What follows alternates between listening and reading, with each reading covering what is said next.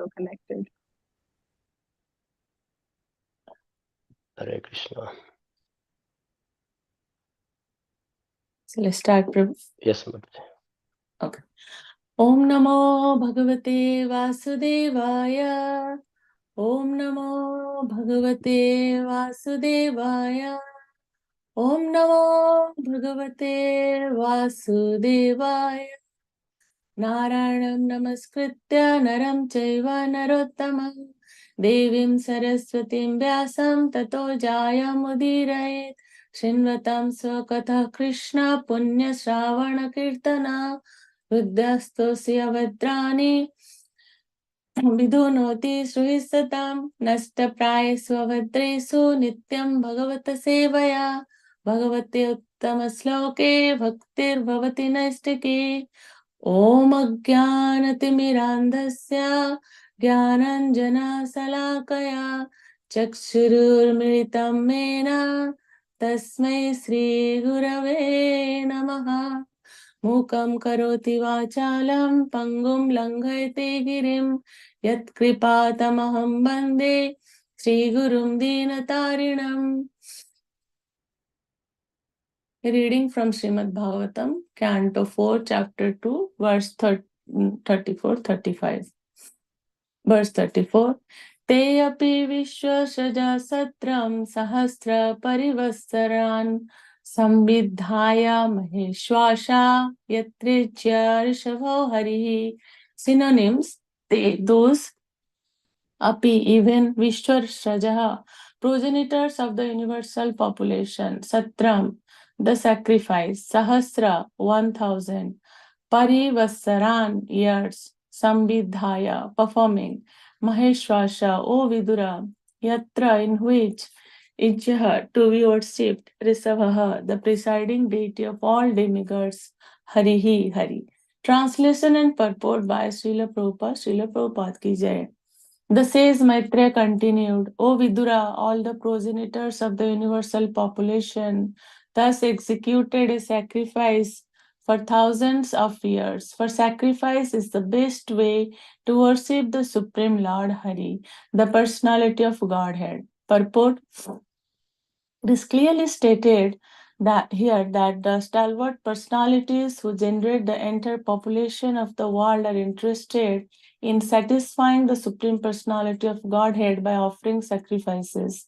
The Lord also says in Bhagavad Gita, Chapter 5, verse 29, Bhoktaram Yagya Tapasam, one may engage in performing sacrifices and severe austerities for perfection, but they are all meant to satisfy the Supreme Lord. If such activities are performed for personal satisfaction, one is involved in pashanda or atheism.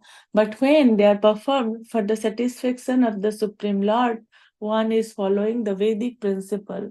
All the assembled sages performed sacrifices for 1,000 years. Verse 35. Aplutyavavritam yatra ganga yamunayandita virajenatmana sarve swam swam dhama yayustataha. Synonyms: aplutya, taking a bath; avavritham, the bath which is taken after performing sacrifices; yatra, where; Ganga, the river Ganges; Yamunaya, by the river Yamuna; Anvita, mixed; Virajena, without infection; Atmana, by the mind; Sarve, all; Swam Swam, their respective; Dhama, abodes; Yayu, went; Tata, from there. Translation and purport by Srila Prabhupada ki jai. My dear Vidura, carrier of bows and arrows, all the demigods who were performing the sacrifice took their bath at the confluence of the Ganges and the Yamuna after completing the yajna performance. Such a bath is called Avavritha Snana. After thus becoming purified in heart, they departed for their respective abodes. Purport: after Lord Shiva and previously Daksha left the arena of sacrifice, the sacrifice was not stopped. The sages went on for many years in order to satisfy the Supreme Lord. The sacrifice was not destroyed for want of Shiva and Daksha, and the sages went on with their activities. In other words, it may be assumed that if one does not worship the demigods, even up to Lord Shiva and Brahma, one can nevertheless satisfy the Supreme Personality of Godhead. This is also confirmed in Bhagavad Gita, chapter 7, text 20. Kamestesthirhitagyanah prapadyante anya devataha. Persons who are impelled by lust and desire go to the demigods to derive some material benefit. Bhagavad Gita uses the very specific words nasti buddhihi, meaning persons who have lost their sense or intelligence. Only such persons care for demigods and want to derive material benefit from them. Of course, this does not mean that one should not show respect to the demigods, but there is no need to worship them. One who is honest may be faithful to the government, but he does not need to bribe the government servants. Bribery is illegal. One does not bribe a government servant, but that does not mean that one does not show him respect. Similarly, one who engages in the transcendental loving service of the Supreme Lord does not need to worship any demigod, nor does he have any tendency to show disrespect to the demigods. Elsewhere in Bhagavad Gita, chapter 9, text 23, it is stated, Ye apyanya devata bhakta yajante sadhyanvitaha. The Lord says that anyone who worships the demigods is also worshipping him, but he is worshipping avidhi purvakam, which means without following the regulative principles. The regulative principle is to worship the Supreme Personality of Godhead. Worship of demigods may indirectly be worship of the Personality of Godhead, but it is not regulated. By worshipping the Supreme Lord, one automatically serves all the demigods because they are parts and parcels of the whole. If one supplies water to the root of a tree, all the parts of the tree, such as the leaves and branches, are automatically satisfied. And if one supplies food to the stomach, all the limbs of the body, the hands, legs, fingers, etc., are nourished. Thus, by worshipping the Supreme Personality of Godhead, one can satisfy all the demigods. But by worshipping all the demigods, one does not completely worship the Supreme Lord. Therefore, worship of the demigods is irregular and it is disrespectful to the scriptural injunctions. In this age of Kali, it is practically impossible to perform the Deva Yajna or sacrifices to the demigods. As such, in this age, Srimad Bhagavatam recommends Sankirtana Yajna, Yajna Sankirtana Praya, Yajanti hi Sumedhasaha. Srimad Bhagavatam, Canto 11, Chapter 5, verse 32. In this age, the intelligent person completes the performances of all kinds of yajnas simply by chanting Hare Krishna, Krishna Krishna, Hare Hare, Hare Ram, Ram Ram, Hare Hare. Tasmin tuste jagat tustaha. When Lord Vishnu is satisfied, all the demigods who are parts and parcels of the Supreme Lord are satisfied. Thus end of Bhakti Vedanta purports of the 4th canto, 2nd chapter of the Srimad Bhagavatam, entitled Daksha curses Lord Shiva. नमो विष्णुपदाय कृष्णपृष्ठाय भूतले श्रीमते भक्तिवेदांत स्वामिनिति नामिने नमस्ते सरस्वती देवी गौरवाणी प्रचारिणे निर्विशेष शून्यवादी पाश्चात्य स्थाने जय श्री कृष्ण चैतन्य प्रभु नित्यानंद श्री अद्वैत गदाधर शिवासादि गौर भक्तवृंद हरे Krishna Krishna Krishna Hare Hare Hare Ram Ram Ram Hare Hare. I'm seeking blessings from all the assembled Vaishnavas. Thank you for giving me this opportunity to read Srimad Bhagavatam to purify myself. So I'll just summarize the 2 verses. So we see in this chapter 2 how Daksha curses Shiva, and there is cursing and counter cursing going on between the parties of Daksha and Shiva. Lord Shiva, he is a great Vaishnava. We say Vaishnava Name Yatha Sambhu. So because he is a great Vaishnava, he is very tolerant. He sees everyone equally. Pandita Samadarshina. Lord Shiva has one goal, that is satisfaction of Lord Krishna. So he has no interest in this cursing and counter cursing activity. Hence, he just left the place because in that way he can stop his followers from such cursing and counter cursing activities. This activity has no spiritual interest. So when Lord Shiva and Daksha left the arena, the sages still continue the sacrifice for the satisfaction of the Supreme Lord.